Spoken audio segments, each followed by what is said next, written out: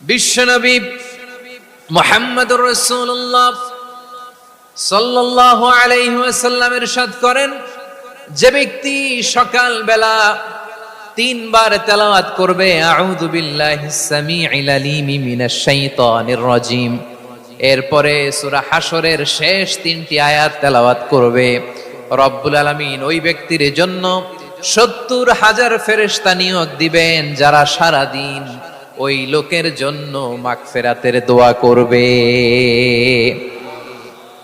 শুধু এখানেই শেষ নয়, বিশ্বনবী ফরমান ওয়া ইন মাতা ফি যালিকাল ইয়াউমি মাতা শাহীদান, ওই দিন যদি ওই ব্যক্তিটা ইন্তেকাল করে সে শহীদ হয়ে কিয়ামতের দিন আল্লাহর সামনে দাঁড়াবে। সকালবেলা যদি পড়েন 3 বার আউযু বিল্লাহিস সামিউল আলিম মিনাশ শাইতানির রাজিম 3 বার পড়ে সূরা হাশরের শেষ 3 আয়াত যদি তেলাওয়াত করেন, তাহলে আপনার জন্য আল্লাহ তাআলা 70,000 ফেরেশতা নিয়োগ করবে। সারা দিন তারা আপনার জন্য মাগফিরাতের দোয়া করবে, আর ওই দিন ইন্তেকাল করলে আল্লাহ তাআলা শহীদ হিসেবে আপনাকে কিয়ামতের দিন দাঁড় করাবে। সুবহানাল্লাহ, এত আস্তে।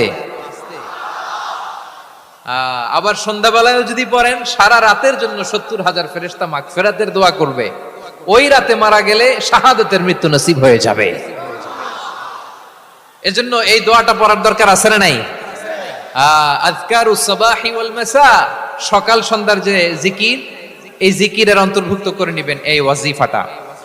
যে হাদিসটা বর্ণনা করলাম সুনানে তিরমিজির হাদিস, যদিও হাদিসটা সনদের দিক থেকে দাঈফ, কিন্তু মুহাদ্দিসিনে ইকরাম বলেছেন যেহেতু এটা ফাজাইলুল আমালের হাদিস, এটা পড়ার ক্ষেত্রে কোনো নিষেধাজ্ঞা নাই, এটা পড়া যাবে।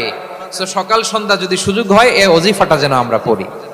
এই 3টি আয়াতের ভেতরে আল্লাহ তাআলা তার 14টি গুণবাচক নাম উল্লেখ করে দিয়েছেন। কয়টি? আওয়াজ করে বলেন তো, যারা শুনতে পেয়েছেন বলেন। এই 3টি আয়াতের মধ্যে আল্লাহর কয়টি সুন্দর সুন্দর গুণবাচক নাম আছে বলেন তো? কয়টি? সবাই বলেন কয়টি? 14টি গুণবাচক নাম, চমৎকার চমৎকার নাম। যে নামগুলো যদি আমরা আজকে পড়ি, শুনি, জানি, আল্লাহ তাআলা সম্পর্কে ব্যাপক ধারণা, ইন ডেপথ, আমার রব সম্পর্কে ইন ডেপথ নলেজ নিয়ে আজকে আমরা ফিরতে পারবো ইনশাআল্লাহ। বলেন সবাই।